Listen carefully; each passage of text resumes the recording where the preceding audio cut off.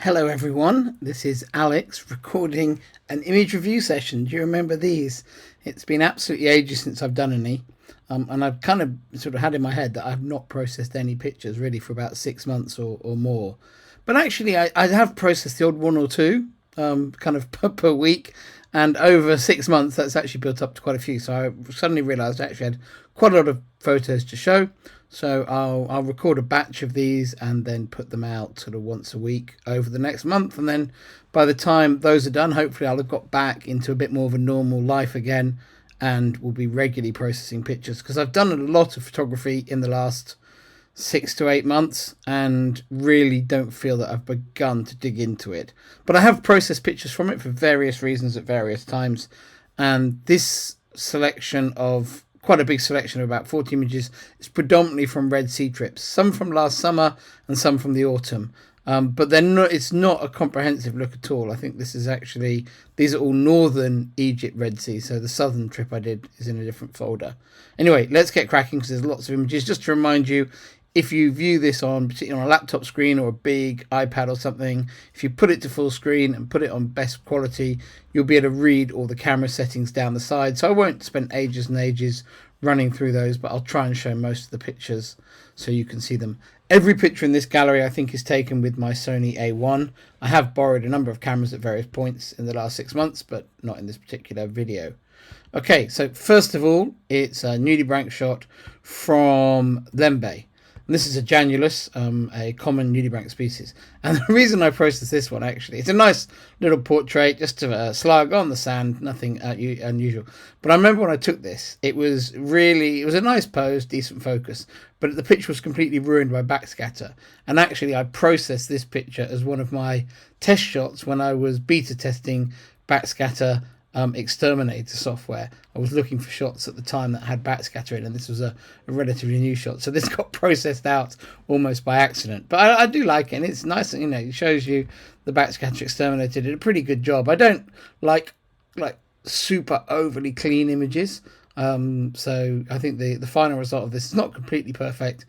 For me, is still nice and natural looking and really nice. So just a nice little portrait, nothing too fancy.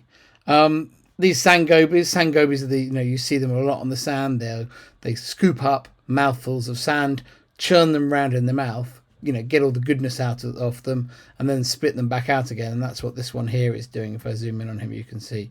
Actually, I'm just going to see if I can zoom in a bit more. There we go. You can see his face and all the sand inside the sangobi's mouth as they're cruising across the seabed. You can see the one behind us spat out some sand.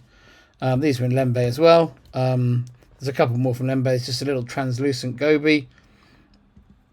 I guess shot with the SMC3. It's pretty high magnification, this one. So it looks about SMC3 size. This was before the SMC3 was called the SMC3. It was back in March or April time last year when it was still at prototype stage. But yeah, doing a really nice job. Really nice sharp image quality if we zoom in on the eyes. Just a nice little shot. And then a picture with the 50mm Sony lens, which I do use from time to time in the curve port, of this lionfish. And I've just processed this out as a kind of high-key black and white type image with the bright white background, and then the fish, sort of almost like penciled in against that background, which I quite like that effect. Right, now all the rest of the pictures are from the sort of the Sinai area of the Red Sea. And one thing I love there is I always enjoy fish photography and taking pictures of the everyday reef fish. And this is a rusty parrotfish, female. And just this is I don't remember taking this picture now. It's only 6 months ago. It's not that special a shot, but I could say for certainty that looking at that background, this is very much in the calm, sheltered bays around Sharm el Sheikh. You get these just amazing water. And this shot, the fish is nice. I like the yellow of the tail against the blue of the water, but I really love the patterns in the blue water behind this parrotfish. Those of you who follow this channel know I love a parrotfish, and it's always great to see a parrotfish. But it's the background that drew me to this picture. These pictures, obviously, the next pictures I do remember taking. These are regal angelfish spawning. So the male is the fish behind here, if you see my mouse, but he's sort of rubbing against the female, trying to persuade her to swim up away from the reef in a spawning rise. and I tried to capture the spawning moment, but they're very fast because they sort of dart in the end. And this is seconds late on my shutter, so it's the best I got. Maybe I should try one of those digga cameras, but I suspect that the fish wouldn't spawn if you were flashing away before the action started. Of this particular species, other species are very approachable, but the regal angelfishes aren't. But this is the egg mass at the top of the frame. So you can see the egg mass that the female's released. This is the female, and the male has fertilized the eggs already and is already swimming back down to the reef.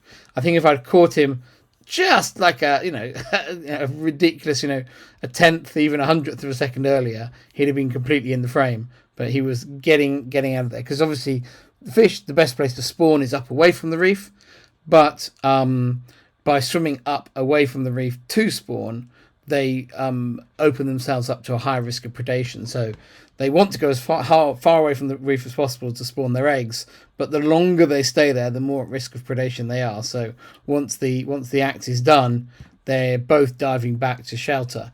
I suspect the female, having to expel this large egg mass, is probably a little bit more in shock at this moment, so probably it just took a second or a fraction of a second longer than the male, and that's why I managed to catch her in the frame. But yeah, a bit of a mistake shot there from me, but I still quite like it, and there aren't any pictures of regal angelfish spawning, so that's as good as I've got for now until I get another one. Okay, moving on to the next one, just a classic wide angle shot of my favourite bommy, which we often joke to call Alex's bommy just for fun, which is round the back of Yolanda Reef, and this is taken on a morning dive when the sun comes over the top of the reef onto it. And it creates this dark, moody background behind it, which I really like to shoot. And here the current is running from the open Red Sea up through into the Gulf of Aqaba. So the fish are lined up on this side of the bommy. And really nice to see. This was probably a bit more interesting settings-wise. This one's the previous one was shot ISO 200, very low ISO. Shot where it says focal length 50 on these wide angle shots, that's because my RS13 fisheye lens, so the Nikonos RS 30mm fisheye lens converted to Sony, reports as a 50mm lens, which is slightly confusing because I also use a Sony 50mm lens which also reports as a 50mm. But if you actually look under the lens data here, it says the lens it says 50mm macro lens, when it's the true macro, whereas when it's the converted Nikonos, it just says 50mm f1.8. So it's a slightly different lens, but the focal length is both 50, so it is a bit confusing. But that's a fisheye shot, obviously. The next shot, same lens. I use the Nikonos 15mm or the 30mm, all the time in the Red Sea. And this is the caves at Jackfish Alley. And just a beam shot inside the caves. The caves in the Red Sea, the corals, the caves are pretty dark, so I tend to shoot those pretty high ISO. So you can see this is shot with an ISO of 3200 to get that detail coming through. F4 and a 40th of a second. All three of those settings are compromised to capture the light. A school of sergeant majors cruising on the reef in front of me. This was shot with the Kraken strobes, actually. I was testing those during the trip. So that one's a bit unusual for having been using the Kraken strobes. This one, I would say, is surely back. It might be the same dive, actually. So it may be the Kraken strobes. I don't know if it's in the EXIF. I can't find the EXIF now, so I'll leave that be. But yeah, this is on the same dive.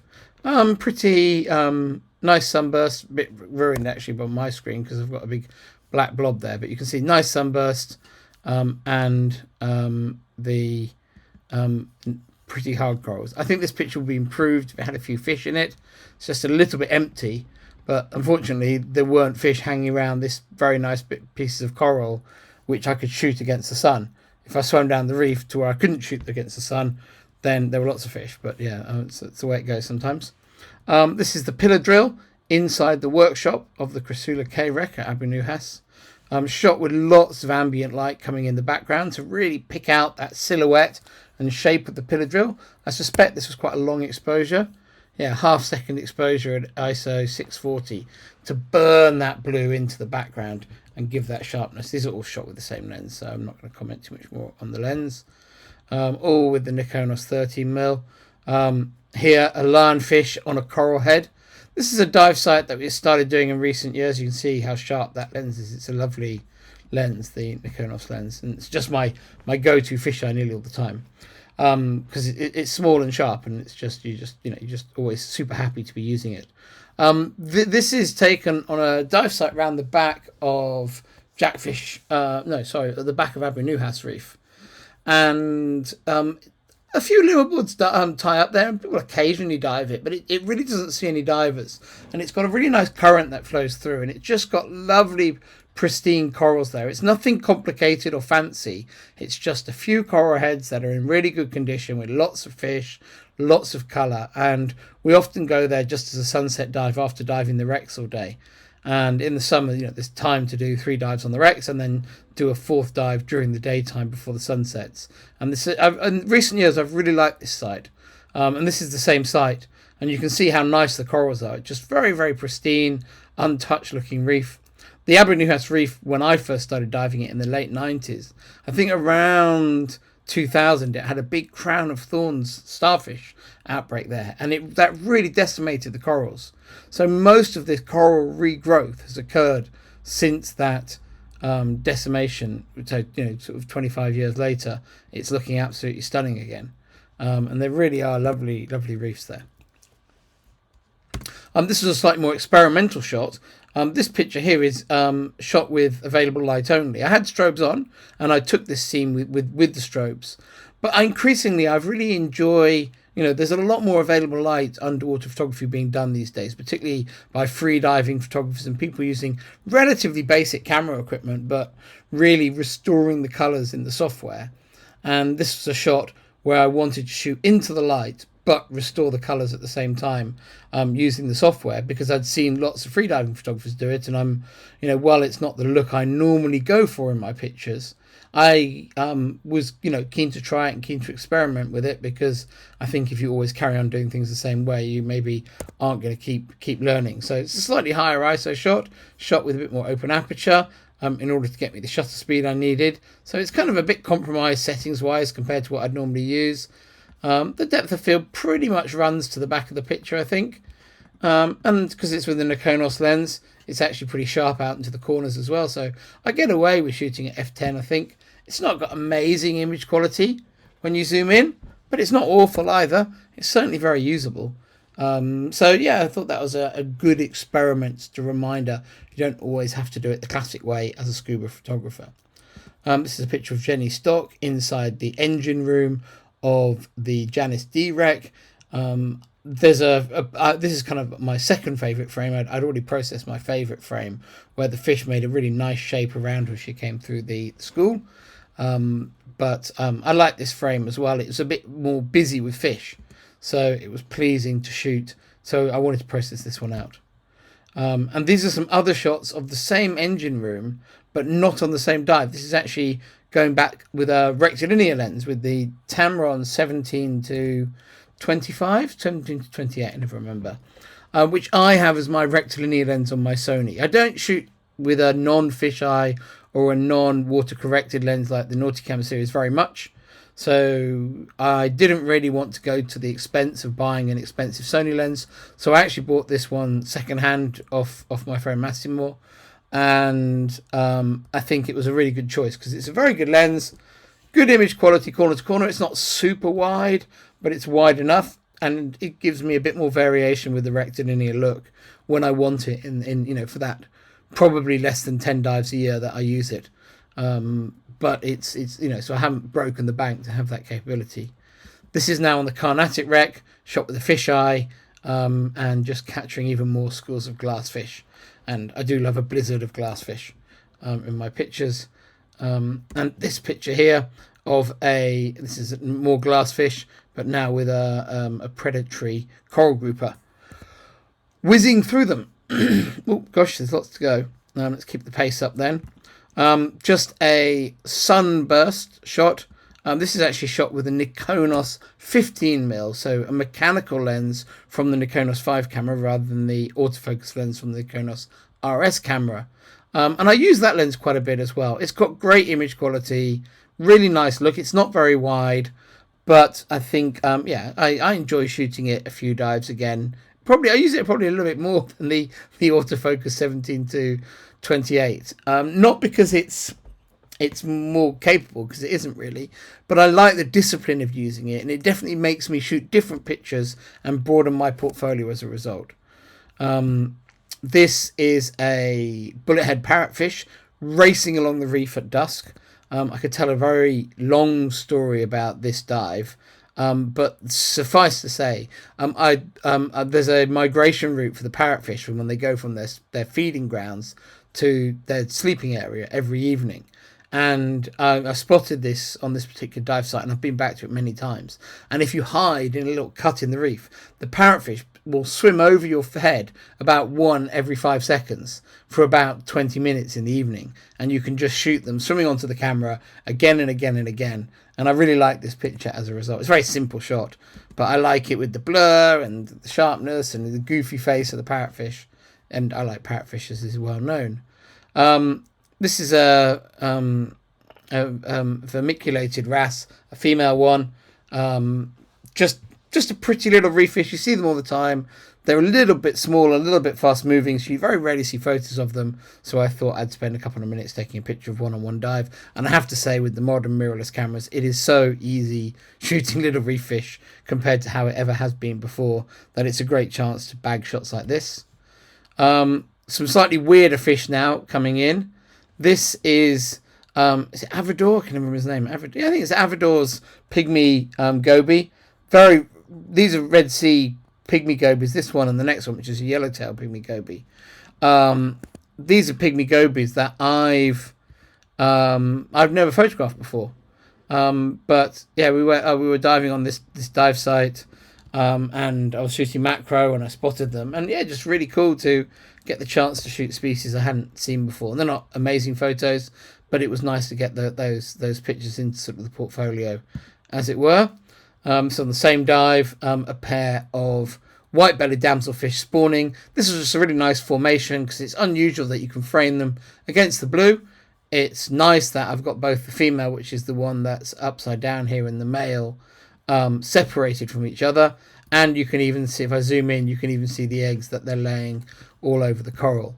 So it's yeah, it's just a really nice little situation. It's not an amazing photograph, I don't think, but it's a good behavior shot. It's nice and clean, and it shows all that behavior going on. This picture actually is from the Southern Red Sea. This is at Elphinstone, but it shouldn't be in this folder. But anyway, it's made its way into this folder. This is a pair of masked butterfly fish endemic to the Red Sea.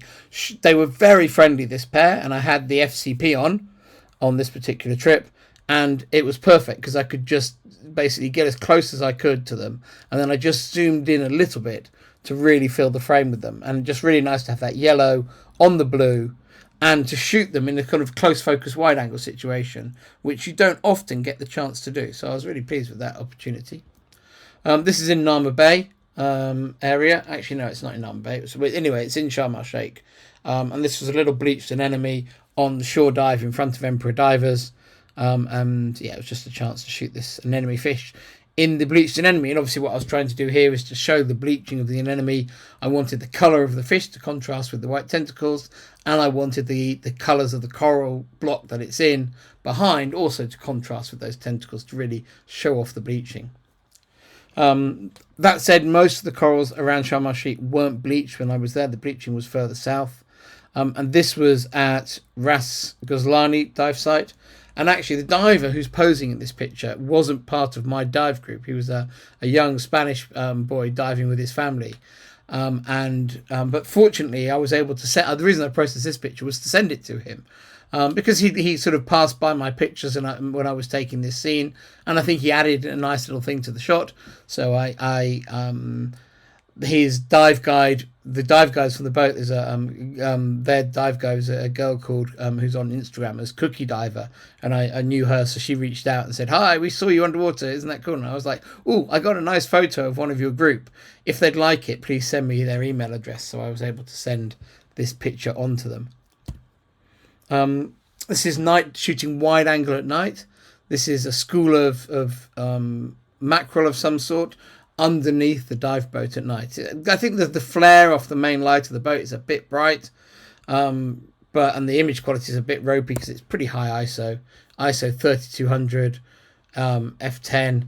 Yeah, and it's still to get that light in, it's at kind of a quarter of a second or something ridiculous. So it's, technically it's a kind of pushing it image, but I like it. It's eye catching anyway. Much more in normal settings, ballpark, ISO 400, f14, 1/125th of a second. Pretty much, on the jump settings. This is a very pretty coral garden. Lovely sun rays on a calm, sheltered morning dive. Very, very beautiful corals. I like the big table coral, that lumpy. Is it a Favia in the foreground? Let's have a look at the pot anyway. It might be a Pavona. Anyway, I'm sure no one else cares. And then the Meliopora, the fire coral on the side. This is the Dun Raven wreck. And I think with this one, I had a really nice background. There were actually divers everywhere. So my composition was set by where I could take a shot without people in it.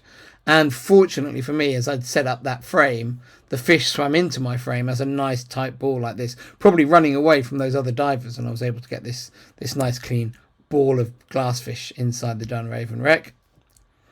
This is back in Jackfish Alley, but this time shooting with the Nikonos 15mm lens, shooting the sunbeams in the channels there. Just a little bit different using that lens for that, and that's why it doesn't come up on the EXIF in the lens, because it's a purely mechanical lens. So the cave is at 3200 ISO, but this is at the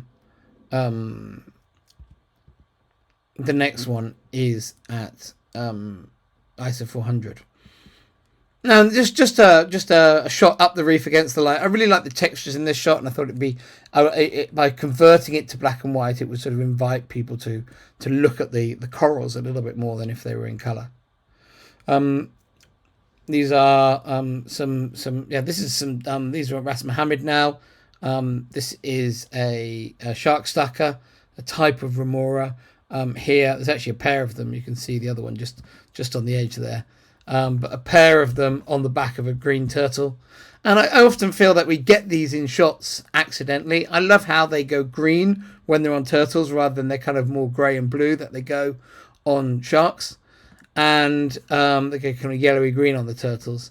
And yeah, it was just a nice opportunity to get a real up close shot of one of these guys, because they're often in photos but never the subject. So I thought I'd make him the subject of this particular photo. And here is one of those green turtles. Quite a fun portrait with his arms crossed underneath his belly there, as he's looking at me. This is from a night dive we did on the wreck of the tanks, doing some backlighting. This is a setup I did for the whole group, just to try and do something. It's not the best. They're not the best subjects for backlighting, but it was a very enjoyable dive for the group, going down there, shooting these tanks and having the backlighting set up so everyone could get shots like this. So it was a good fun workshop dive. It's just a pity that there's not one of these in a really great position that I've found yet, anyway, for backlighting. A colourful bommy on Ras Mohammed, with beautiful purpley pink soft corals and lots of antheas from the sunburst. This is actually the other end of Alex's bommy, which I was talking about earlier. But taken on a morning dive, but in November time of year. And then I think the final few are some glassfish in a cave, a panning shot, lots of movement, lots of energy in this one. And this panning shot is at Ras Mohammed at Yolanda Reef, and this one is at Shark Observatory. And this is a school of glassfish coming into the cave at Shark Observatory. And then a few night diving shots to go. This is shot with the Nikonos lens as well, the Nikonos 15mm. And I rather like using that lens for wide angle at night. It's not too wide. You can focus really close with it. You've got to be quite careful with the focus when you're close. And this is a parrotfish in its cocoon at night, as I'm sure you've all spotted. Parrotfish, as a protection, they spit out of their mouths, I think, this mucus cocoon, and then basically use it like a sleeping bag. I just sprinkled a little. You couldn't really see it at the back because it's so translucent. You can see it here on the face. You can't really tell there's a mucus cocoon there. So I actually picked up a little bit of sand and wafted it over it, but I put a bit too much on here. So you can't really see the parrotfish through it. And it's quite difficult actually if you do that and pick up a bit of sand and put it on the cocoon. You put too much sand on, you can't see the fish anymore. And actually, after I took this picture, I tried to put a bit of sand on the top of this part of the cocoon to make it a bit more visible. And after that, you couldn't see the fish properly, so it wasn't a very good, cunning plan. Fish didn't mind, because obviously the sand does get on them anyway, if there's a few waves or something like that. Not all parrotfish make cocoons. They also don't make them straight away after sunset. So maybe this big bicolour parrotfish, very, very handsome fish, whether this big guy is a super male was going to make a cocoon later, I don't know. Maybe he's just too big and too tough to have to worry about that sort of thing anymore. Had absolutely unbelievable colour pattern on him. So much so that I shot him wide angle and then I went back and shot him macro on a different night. A lot of the parrotfish on this reef sleep in the same holes. So if you know the reef well and you found the parrotfish one night, you can just go straight back to them the next night. And this guy's got this kind of backwards number 3 next to his eye that looks a bit like Arabic writing to me, I always think, because in Egypt, kind of these markings around the eye. So I went back and shot him with the macro lens. Unfortunately, he is quite tucked in, so you don't have complete flexibility to shoot exactly the frame you'd want. But I might go forward and show you the macro shots because they're right at the end. So these are a couple of the macro shots I took of him. I think I probably prefer this one. They're two different ones. This composition has slightly more yellow at the bottom. And this one, the backwards 3, is a little bit more inside the frame. I'm not sure which one I necessarily prefer, but I processed both out. They're really nice. But it's amazing. I just couldn't, there was no access to this hole with my lens. So I might try and go back there with a different lens at some point and have a bit more flexibility on what I shoot. Then a sunset split this is the Bella Arini, the liveaboard we were using for this trip. The fin of a pufferfish. I'm not sure of the species now. I don't think it's a matte pufferfish. Maybe it'll say if I do that. Oh yeah, there we go. A star pufferfish. There we go. And this is just its dorsal fin. It was just a really handsome dorsal fin. It reminds me of the dorsal fin of a plec, a plecostomus catfish, freshwater fish. But yeah, it's the pufferfish's dorsal fin, which obviously are very important for pufferfish because they swim by waggling those dorsal fins and anal fins, which is what I'm doing with my hands back now. And that brings us back to that bicolor parrotfish again. This is again shot with the Nikonos 15mm at night, which is rather a nice lens, as I was saying, for shooting at night. I've done it a few times at night, and I rather enjoy it at night. Right, I hope that was an interesting run through. It's nice to be back. That was a big selection, but I have got a few more smaller bites to come in the coming weeks. Bye.